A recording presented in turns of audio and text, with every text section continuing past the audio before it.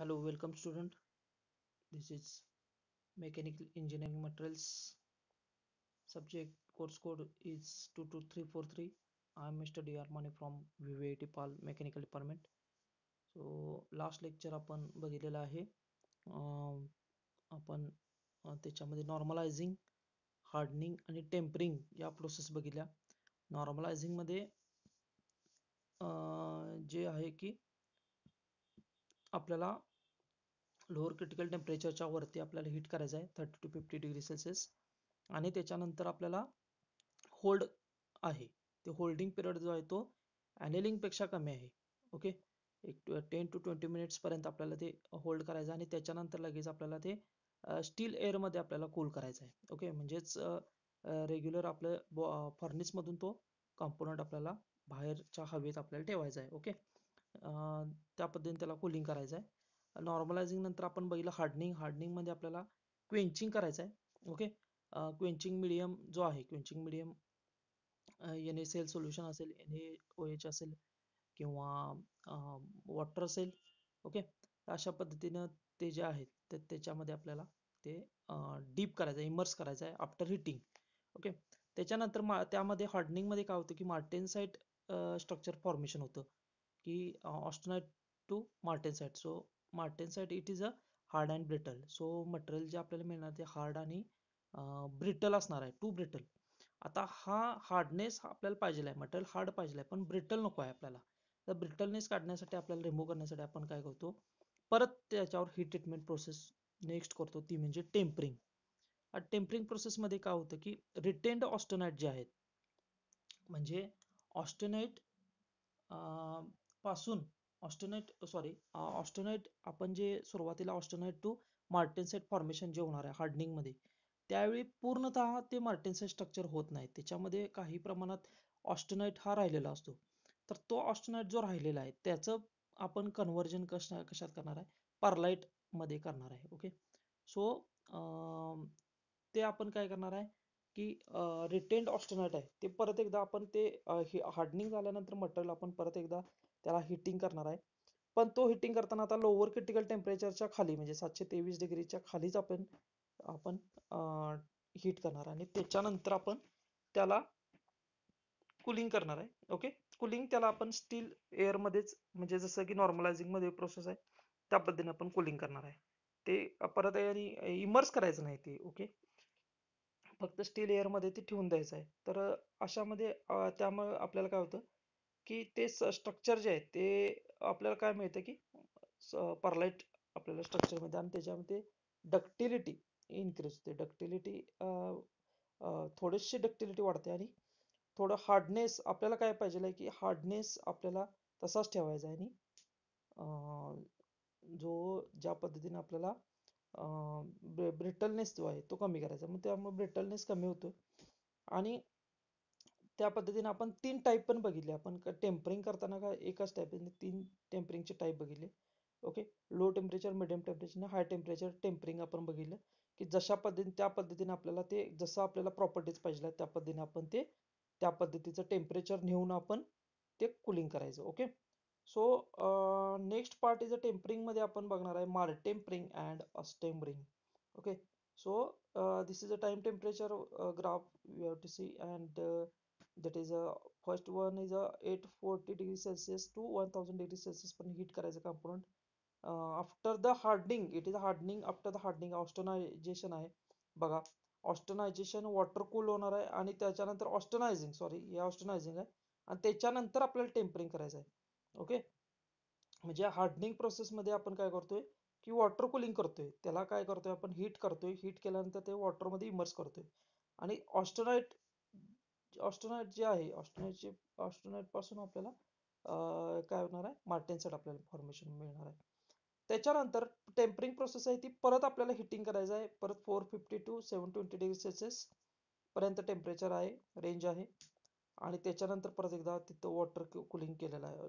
This is a tempering process. Okay, so आपण बघायचं आता next part is the steel component is heated above A3 line.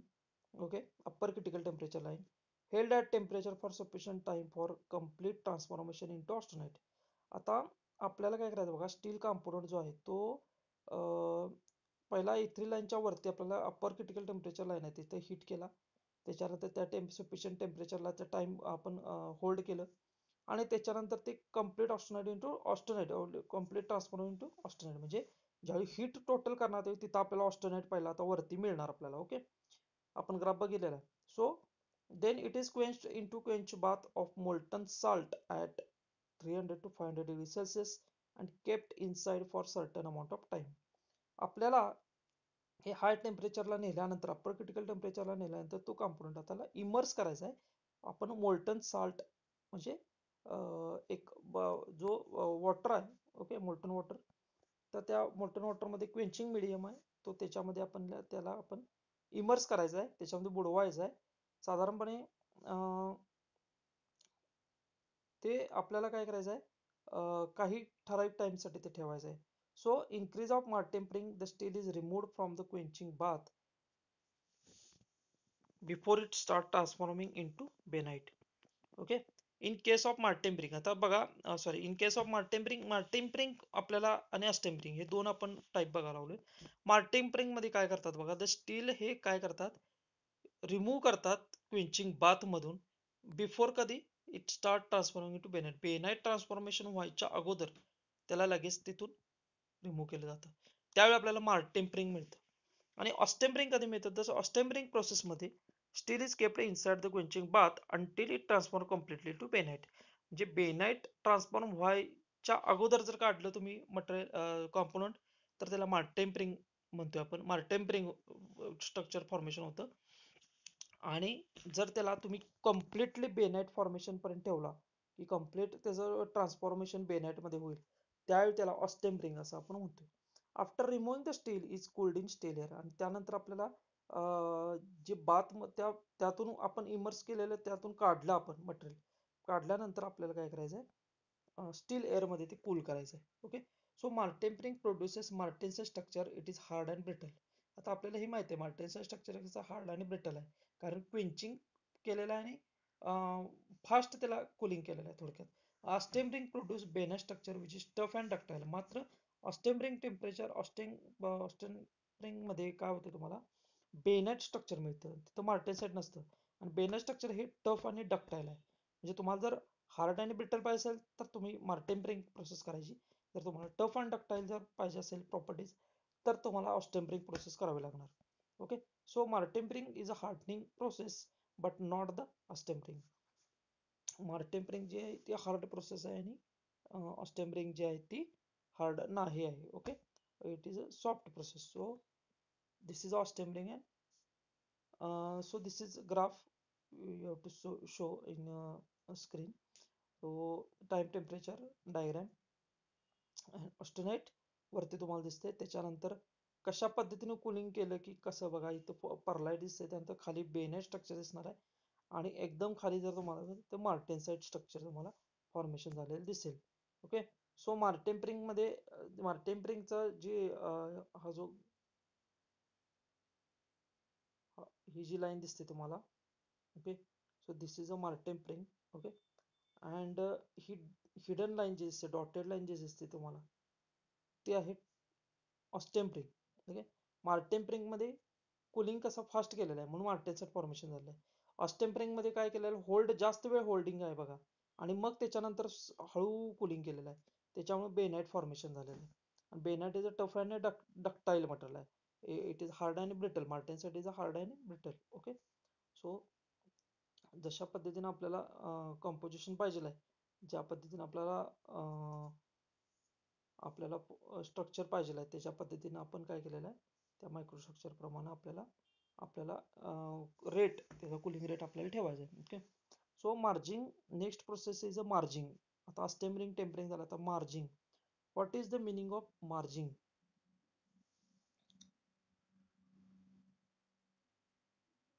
What is the process of margin? Margin combination of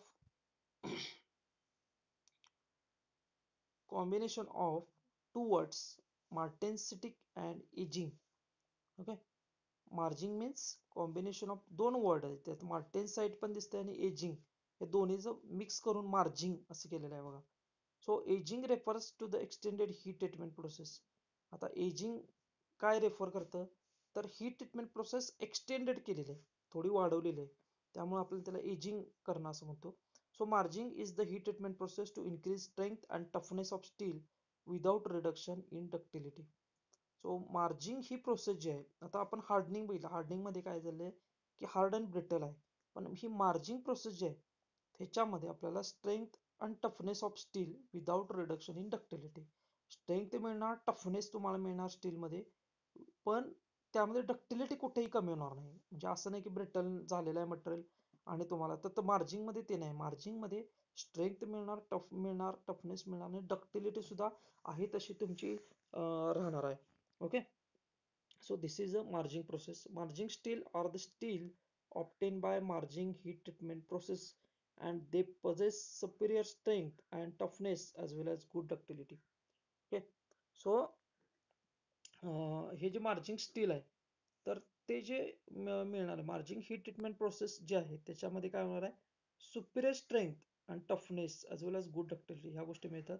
the principle of alloying element is 15 to 25% weight percentage of nickel. तर ह्याच्यामध्ये alloying element जर तुम्ही बघितलं, principal हे जर बघितलं, 15 ते 25% काय करते याच्यामध्ये निकेल ऍड केलेलं जातं. Okay. So sorry alloying element आहे, मेन जो एलिमेंट आहे तो निकेल असणार आहे.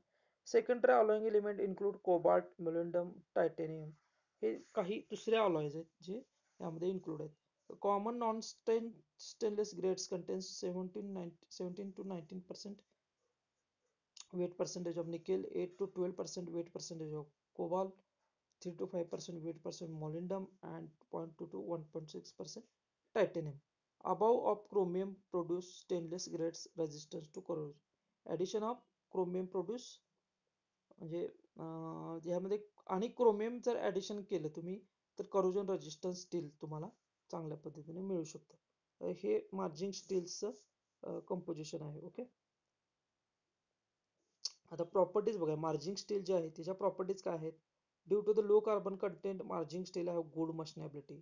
सगळ्यात महत्त्वाचं कार्बन कंटेंट कमी आहे, मशिनिंग खूप चांगल्या पद्धतीनं मिळणार आहे, सॉफ्ट मटेरियल असल्यामुळे तुम्हाला चांगल्या पद्धतीने तुम्हाला लो कार्बन कंटेंट असल्यामुळे तुम्हाला गुड मशनेबिलिटी मिळणार.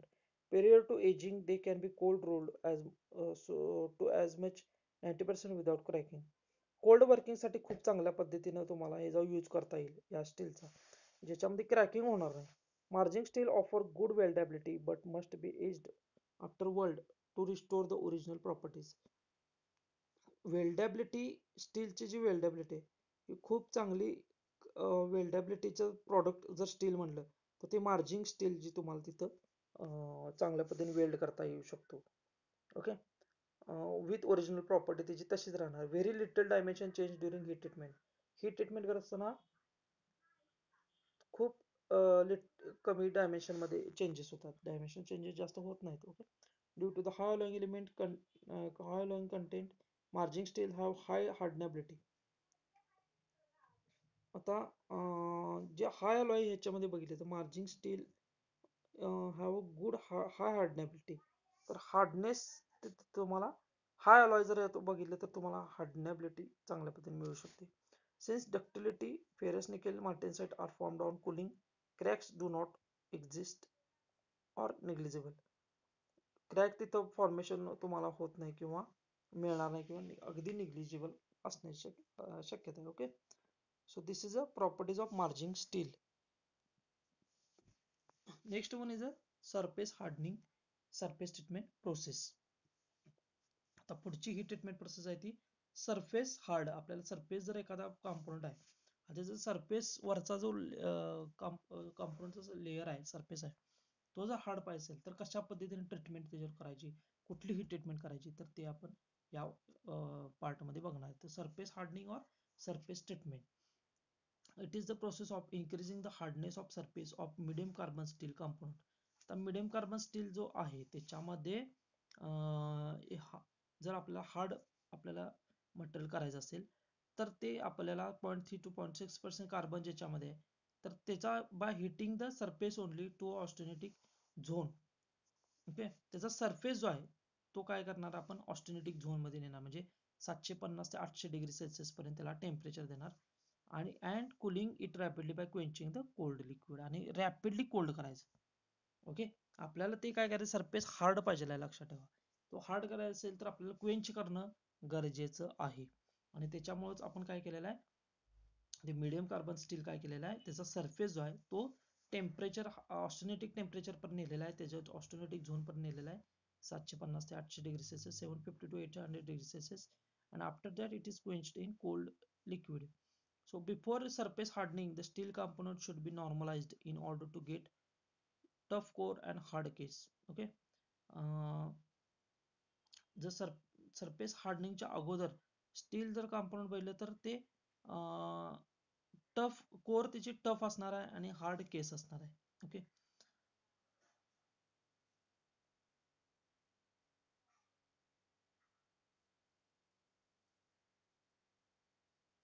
म्हणजेच आपल्याला जर नॉर्मलायझिंग जर अगोदर केला असेल तो कंपोनंट, तर सरफेस हार्डनिंग करत असताना आपल्याला काय मिळणार, तर कोर जो आहे तो टफ मिळणार आणि हार्ड वरचं केस जे आहे ते हार्ड मिळणार. Okay, so depending on the method of heating there are two types of surface hardening. आता कशा पद्धतीने आपण हिटिंग करणार आहे याच्यावरनं दोन पार्ट याचे पडतात. First one is flame hardening and second one is induction hardening. म्हणजे हीट करण्याचे मेथड जे आहेत ते एक तर फ्लेम थ्रू किंवा इंडक्शन थ्रू, अशा दोन मेथडनं आपण ते आपण काय करू शकतो, हीट करू शकतो. Okay, so depending on the method of heating there are two types, flame hardening and induction hardening. आता सरफेस हार्डनिंग मध्ये पहिली प्रोसेस बघूया, flame hardening. In this method the surface of steel component is heated by oxyacetylene oxyacetylene flame and it is immediately followed by quenching.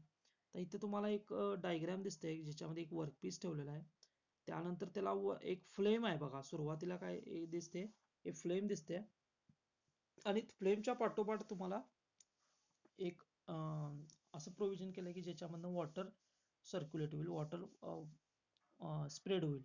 Okay, अशी tubing आहे, तर त्याच्यामधनं आपल्याला जसं हीट होत जाणार आणि हीट झाल्यानंतर लगेच त्याला क्वेंच करण्याचं काम ते वॉटर करणार. ओके, सो आपल्याला हे सरफेस तेवढा वरचा जो आहे लेअर तो हार्ड झालेला आपल्याला दिसेल.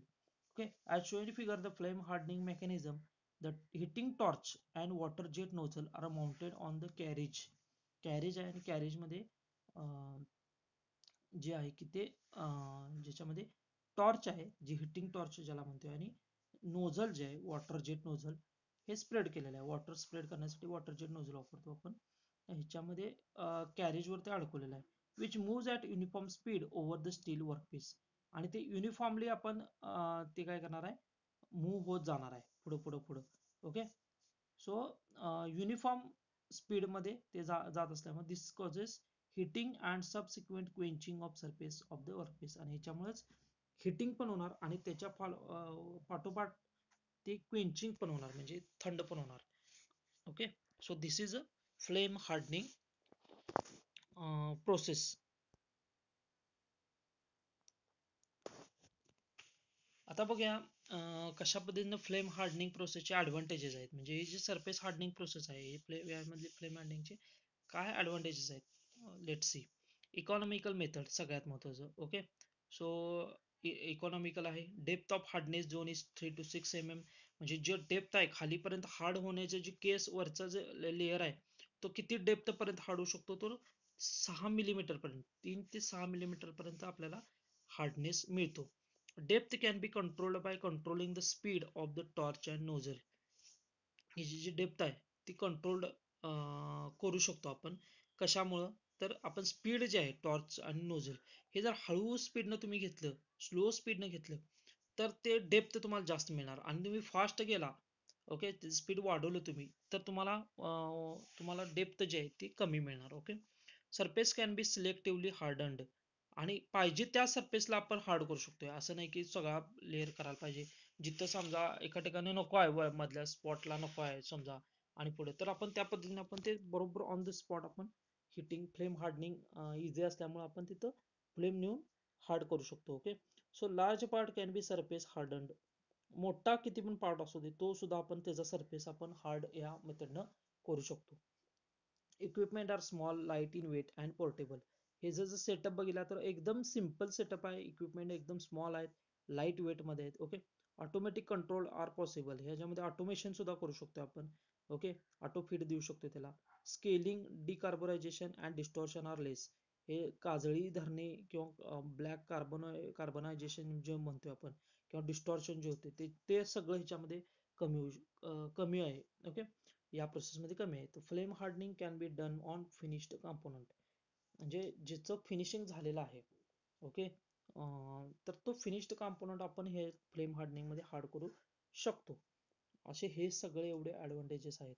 Okay, disadvantages. Technique differs for each designation of components. आता काही जसा डिझाईन कंपाऊंड जसं डिझाईन असेल, जसं क्रिटिकल शेप असेल, त्याच्या पद्धतीने वेगवेगळ्या टेक्निक आपण हे जर हे करायचं म्हणलं, आपल्याला हिट करायचं म्हणलं सर, तर तिथं थोडासा प्रॉब्लेम होणार आहे. क्रिटिकल शेपमध्ये थोडासा प्रॉब्लेम होणार आहे. So overheating may be damage the component. काही वेळेला कॉम्पोनंट डॅमेज होण्याची शक्यता असते ओव्हर हिटिंगमुळे. ओके, कारण डायरेक्ट फ्लेमनं आपण काय करावं, हार्डनिंग करायला लागलोय. Difficult to produce hardened layer of smaller depth. आता एकदम स्मॉल वरचा लेयर, फक्त एकदम बारीक वरचा डेप्थ पर्यंत आपल्याला काय करायचं, हार्ड करायचं आहे. तर तिथं कंट्रोलेबल नाही आहे. कंट्रोलेबल आपण फ्लेम तशी आपण त्या पद्धतीनं किंवा ते किती टाइम आपण तसं हे करू शकत नाही. ओके, की किती टाइम ठेवायचं, त्याला किती वेळ ठेवायचं, हिटिंग करायचं आणि त्यानंतर क्वेंच करायचं, हे आपण ते थोडंसं डिफिकल्ट आहे याच्यामध्ये. Application bedways, guideways, mill rolls. म्हणजे आपले machine, lathe machine, milling machine, आपले वर्कशॉप मधले जे मशीन्स आहेत त्याचे बेडवेज गाईडवेज जे आहेत ते सगळे हार्ड ह्याच पद्धतीने केले जातात. Mill rolls, gears, spindles, shaft, pulleys. मोठमोठे गिअर्स, स्पिंडल्स, शाफ्ट, पुलीज ह्याचे सरफेस फक्त आपल्याला वरचा लेअर हार्ड करायचा आहे, आत टफच ठेवायचा आपल्याला. तर तिथं आपण ह्या पद्धतीनं, म्हणजे हे जे कंपोनंट्स आहेत, की पुन्हा एकदा वाचतो की bedways, guideways, mill rolls, gears, spindles, shaft and pulleys, ह्या सगळ्या गोष्टी आपण, ह्या सगळे कंपाऊंड्स आपण या पद्धतीने आपण फ्लेम हार्डनिंगनं, सरफेस हार्डनिंग ट्रीटमेंट प्रोसेसनं आपण हार्ड करू शकतो. ओके, सो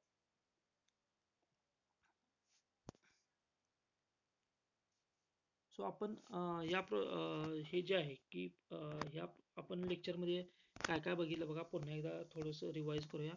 की आपण बघितलं सुरुवातीला टेम्परिंग, मार्टेम्परिंग अँड ऑस्टेम्परिंग. मार्टेम्परिंग मध्ये काय होणार आहे, बेनाइट स्ट्रक्चर फॉर्मेशन व्हायच्या अगोदर जर तुम्ही ते आपण काय केलं, मटेरियल जे काय आहे, कॉम्पोनंट आहे, ते आपण ते बाथमधून बाहेर काढलं. ओके, क्वेंचिंग बाथमधून. तर ते आपल्याला मार्टेम्परिंग फॉर्मेशन होतं. आणि अस्टेम्परिंग मध्ये काय करतंय, टोटली बेनाइट फॉर्मेशन झाल्यानंतर आपण ते काढतो, ह्याला अस्टेम्परिंग म्हणायचं. ओके, आणि त्याच्यानंतर दोन्ही कंपोनंट ते कोल्ड इन स्टील एअर मध्ये कोल्ड करायचे. सो मार्टेनचं स्ट्रक्चर हार्ड अँड बेटर आहे आणि बेनाइट स्ट्रक्चर हे टफ अँड डक्टाईल आहे, लक्षात ठेवा. सो मार्टेम्परिंग हार्डनिंग प्रोसेस आहे, but not the austempering. Austempering ही हार्ड नाही आहे, मार्टेम्परिंग ही हार्डनेस आहे, लक्षात ठेवा. ओके, त्याच्यानंतर मार्जिंग मध्ये आपण बघितलं की मार्जिंग स्टील जे आहे ते याच्यामध्ये काय करायचं, सुपर स्ट्रेंथ आणि टफनेस ॲज वेल एज गुड डक्टिलिटी, या सगळ्या गोष्टी ह्या मार्जिंग स्टीलमध्ये, मार्जिंग प्रोसेसमध्ये, ही ट्रीटमेंट प्रोसेसमध्ये मिळतात. म्हणजे तुम्हाला स्ट्रेंथ मिळणार, टफ मिळणार आणि डक्टिलिटी सुद्धा तशीच राहणार.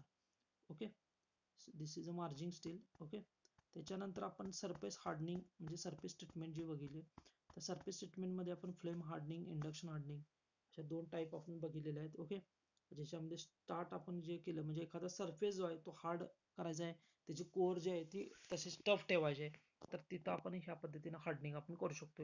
ओके, मोठमोठे कंपाऊंडर्स असतील, बेडवेज, गाईडवेज जसे आहेत की टेबल, तर वरचा सरफेस जो हार्ड पाहिजे असेल तर या पद्धतीने फ्लेम हार्डनिंग मेथडनं आपण, पहिली जी मेथड आहे ती फ्लेम हार्डनिंग, त्यामध्ये आपण फ्लेम हार्डनिंग करू शकतो, की ज्याच्यामध्ये हिटिंग टॉर्च आणि वॉटर जेट नोझल हे कॅरेज थ्रू काय केलेलं आहे, युनिफॉर्म स्पीड मध्ये मूव्ह केलेलं आहे. ओके, त्याच्यानंतर त्याचे ॲडव्हान्टेज, डिसॲडव्हान्टेज आणि ॲप्लिकेशन आपण बघितले. Application bedways, guideways, mill rolls, gear, spindles, shaft, pulleys असे यामध्ये ज्याचे सरफेस आपल्याला हार्ड पाहिजे तर आपण फ्लेम हार्डनिंग करू शकतो. Okay, so thank you for watching this video lecture. Thank you very much.